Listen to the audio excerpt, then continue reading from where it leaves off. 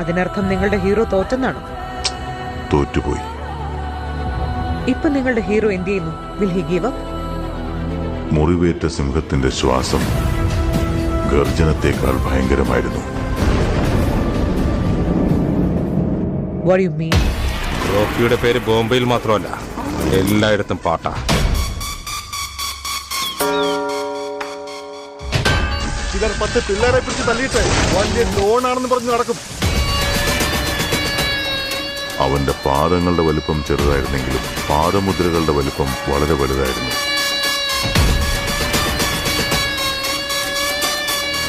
क्या चाहिए रे तेरे को?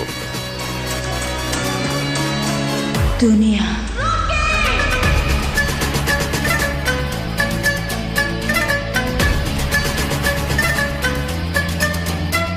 If you think you are bad,